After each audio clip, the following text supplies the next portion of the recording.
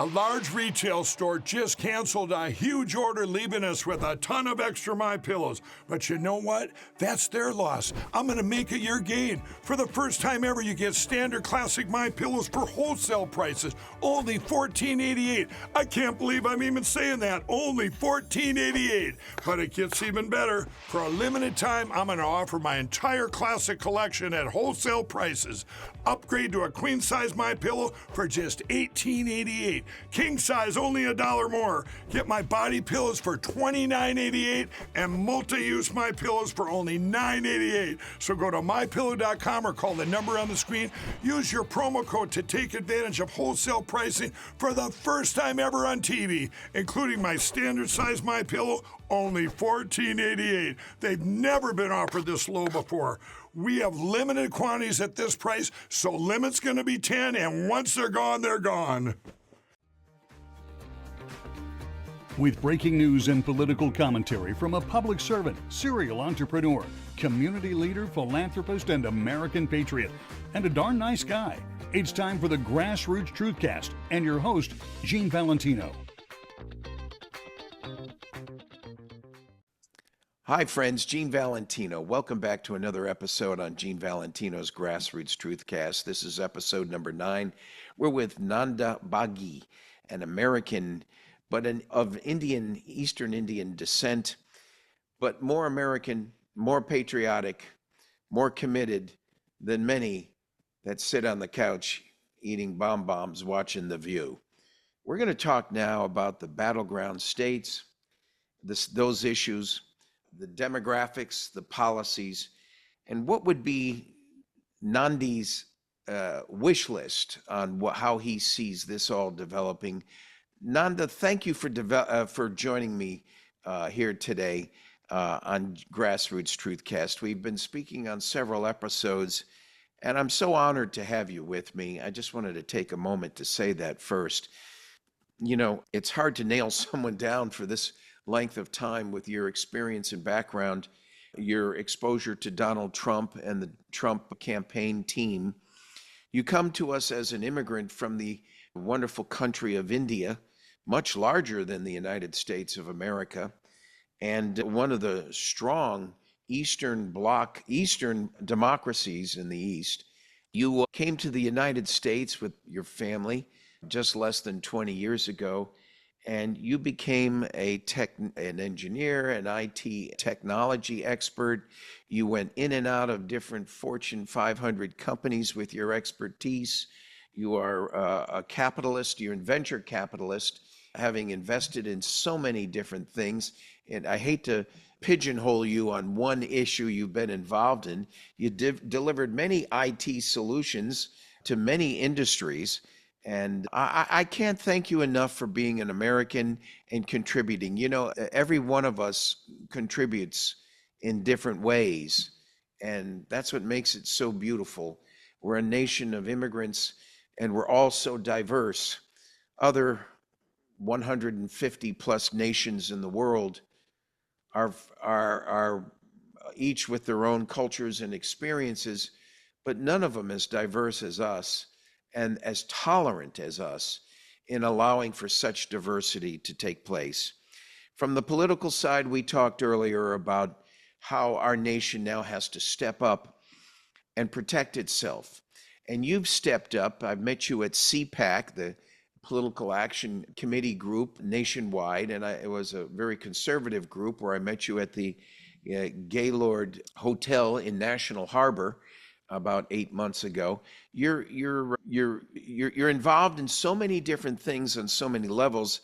I just hate to pigeonhole you with one categorization, and for that you should be complimented. Many people don't understand it. You don't want to see Nanda's resume, it's too long. He's a pretty good guy. Just listen to what he has to say. And in this episode, we're going to talk about the battleground states in politics, the demographics, the policies, and what we should be focusing on now to help Donald Trump get elected in these key states. Nanda, thank you for joining us. Thank you, Gene. It's a great honor and pleasure to be here again. So the battleground states, are in the range of 7 or maximum 9, but we can The minimum is two or three, mainly Pennsylvania, Arizona, because most of the states, if you look at 50 states and more than 80% are one sided, that means very low chance of flipping a state. But in this current situation, I would be surprised if President Trump cannot flip all 50 states. The reason I'm saying is based on data, based on the past history of American elections. So if you remember 1981, when President Reagan was running for election, he was shot, I think, less than 60 days before the election. But he has flipped 49 out of 50 states in favor of Republican Party and in favor of his win. So I see similar trend, even though the mainstream media has got different polls, different things. But President Trump has the best chance to flip all 50 states. Again, the voting is one part, but there is on top of the voting, there is electorals who can do whatever they believe. And what in would the you best. say? What would you say would interfere or block this from happening? What sort of subversive behavior could affect this, Nanda? Yeah, the thing is, if you look at 1981 to now, it was a one-day election with a in presence checking the ID, and if people have some emergency, some kind of a health condition, there is a mail-in voting. So, but what has changed from 81 to 2024 is now we have almost 50 plus 45 plus days of election. So that means people can do the ballot harvesting, and there is no way to check if somebody has cast a ballot because nobody is checking the ID, because it's a fundamental US Constitution Amendment 15, only legal citizens can vote. And I do not even understand a party which has 209 US congressmen. Out of 209, 198 has voted against this fundamental constitutional amendment number 15. So, for that one reason, you can go after and put all DOG, all kinds of government machinery, and go after these 198 people, which of course not happening. So the only way now is all these 198 people, their district representation, the people in the district must vote them out because they acted unconstitutional, according to me, because they violated their right to represent the people, and which comes first is protecting the people interest and constitution, which they failed at both levels. And these battleground states, like I said, there are 7 states, and each state has a different demographics. But at the end, we need to look at a 10-dimension approach, look at the issues of each battleground state, and create a policy and promise a policy. But before you create, first you need to win the election. So first you address that issues. In each state, there will be 10 issues related to that state. So identify the 10 issues of that state and then come up with a solution and come up with a plan to implement that. And that should be the talk in these battleground state rallies, not going after some personal attacks, not going after something which is irrelevant. Just focus on 10 points. What is the state 10 issues? Can I fix it? If I can fix it, what is the plan in 4 years? Simple. And for that battleground, my wish list is I want to create this artificial intelligence AI based multi-sport complex with music arena in each of these. I would wish to have in all major cities across 50 states, but obviously instead of taking a target of 50 states, I would like to start with the 7 battleground states and create a multi-sport complex with an auditorium, with all high-tech equipment, which will create enough global attention and enough global sports participating every month. We have 12 months. Every month, sport can have their World Cup, true World Cup in this location, and you have 7 locations. And obviously, government need to support by giving discount or free lands, and instead of spending 66 billion on illegals, they can put $6 billion for these 7 states. I can make it happen. Not only the project launch, but it can pay enough taxes and enough thing to address our national debt also, and create more communities which are safe and more communities which are united with sports and music, and agree or give their opinions on the policies. And again, there is no perfect formula to fix everything in battleground states, but at Well, least we should know. it is, yeah, it is true that populations have drifted into key states or key regions of the nation. You refer to it as the seven battleground states. That is true. If you look at the map, you'll see that the entire all states in the nation are painted red for Republican, but there's 15 to 20 sanctuary city areas, intense areas of blue, which these Democrat, liberal, left leaning folks have welcomed, now to their regret. They're welcoming all these migrants, illegal immigrants, to come in, and they're looking for a bailout now to solve a much deeper problem, which they refuse they created. So, in terms of the wish list and the demographics nationwide, does a Donald Trump and a Republican administration focus on those 15 Democrat regions of the nation and fix them? Or do we turn our cheek and look the other way, regardless of red or blue, and take care of our nation as we should? What do you think? So, yeah, that's a great question. Thanks for asking. So, again, in these battleground states, there'll be 10 categories or 10 types of demographics and ethnic groups. So, we need to identify, these, there'll be senior citizens in any of these battleground states. The percentage may be varying between senior citizens, single moms, youth, and executives. So for all these 10 different categories, government, whoever is trying to win this election must have a clear understanding and a clear policy on these battleground states and offer them, let's say today they are doing, half a 500 billion as their GDP for the state.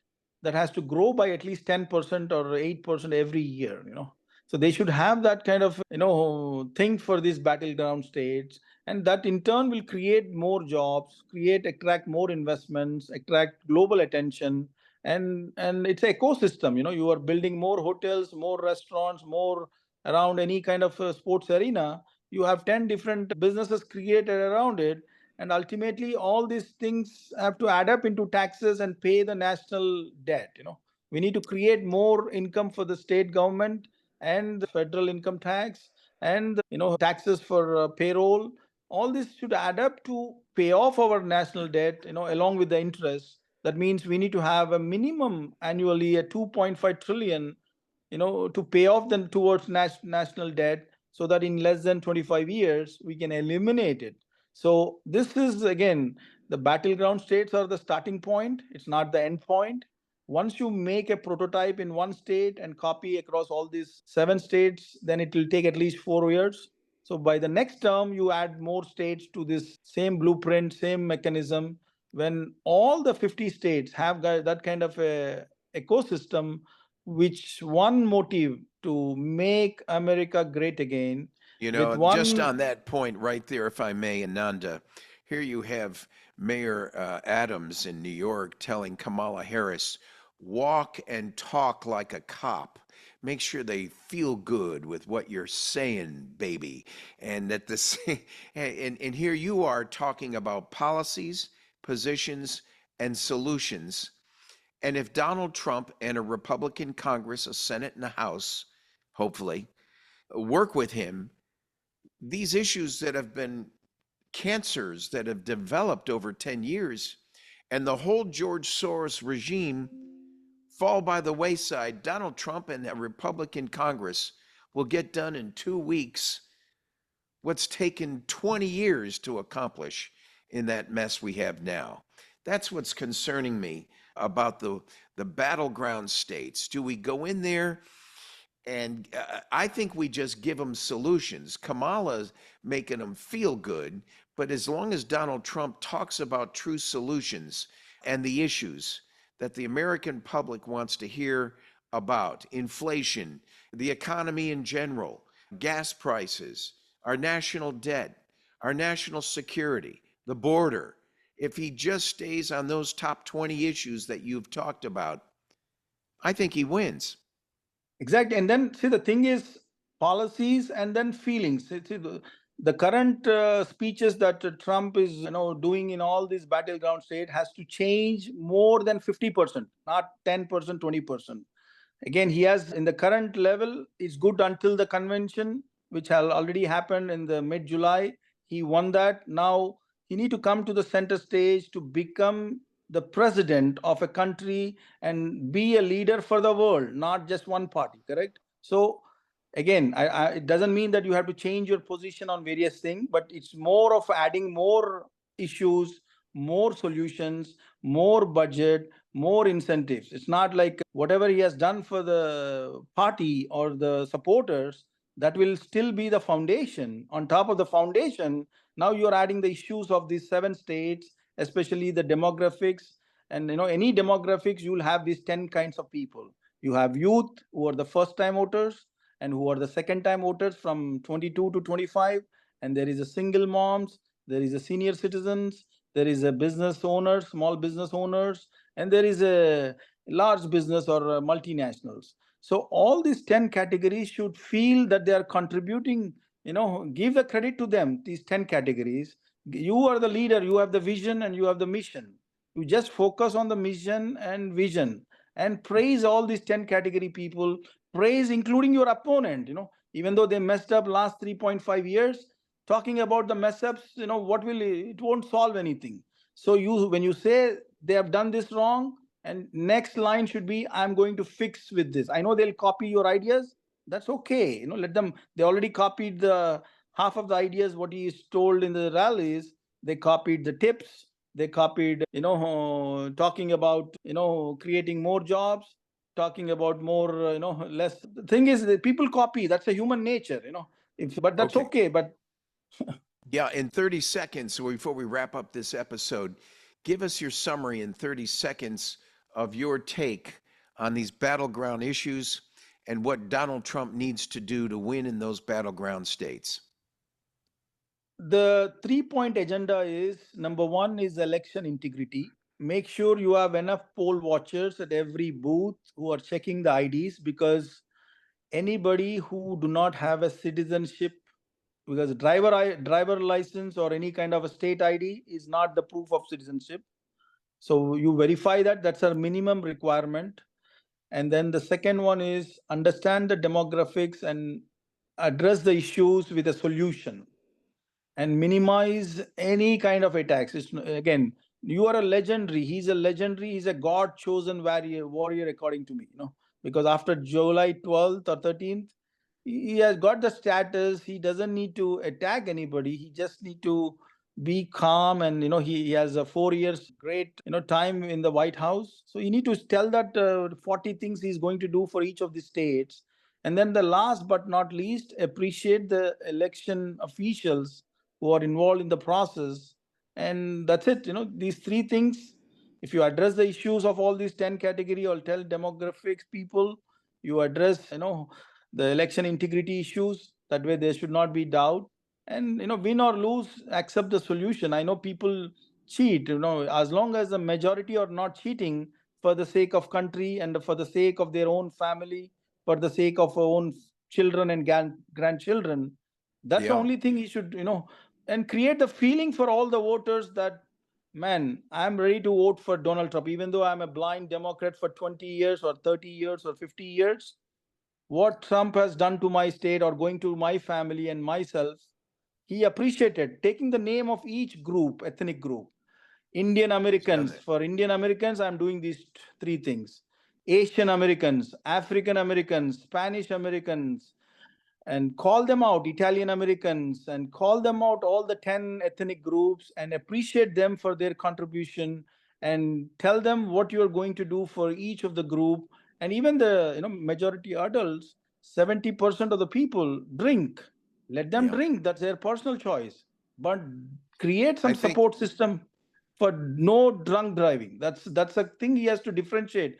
He himself, if you look at the fundamental difference is, he's a person of integrity who never had 1 glass of alcohol in his lifetime. So that means any policy he does, he will make sure it is good for the country and make sure it is good for the citizens.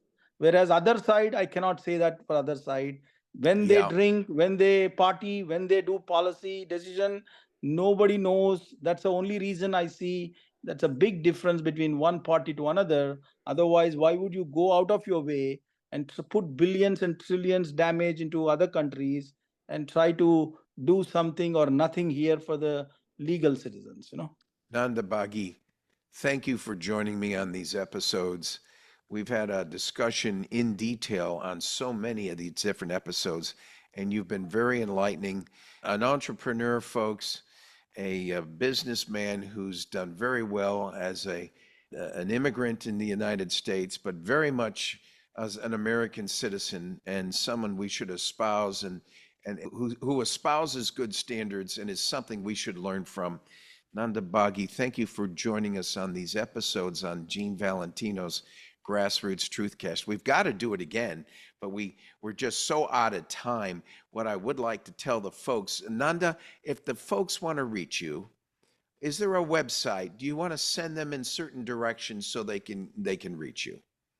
Sure, definitely. They can reach me on my personal email, at nandabagi@gmail.com, or my business email, nanda@bhv.com. And again, I am on all kinds of social media channels, Twitter or X now, and Facebook. So again, they can reach through you, they can drop a note. I'll my best, again, I survived not one, not two. I've survived 7 incidents or life incidents in my life, including 9/11. So I want to dedicate every minute, every day of my life, which can save lives and improve the lifestyles of people who are associated to me. So those are my goals. And again, I have bad days, good days, but my commitment is always make sure whatever the situation is, be positive. When you think positive, then you radiate that vibration to the people around you, and do something small which is valuable for people around you, and then deliver, have a timeline. And that's how I was trained by all these big 4, big 5 consulting companies. We have a time to deliver something. We want to be under the budget. We need to go above and beyond our client expectations. So Nanda, anything you're I do, doing these. Yeah, you're doing big things in small ways, and we're out of time right now, but I can't thank you enough for all of what you've contributed to us here on Gene Valentino's GrassRoots TruthCast. You will be invited back, and we're going to probably take future episodes with Nanda and focus on one topic at a time. Especially as we approach November's election, Nanda will be and has been in close touch with President Donald Trump.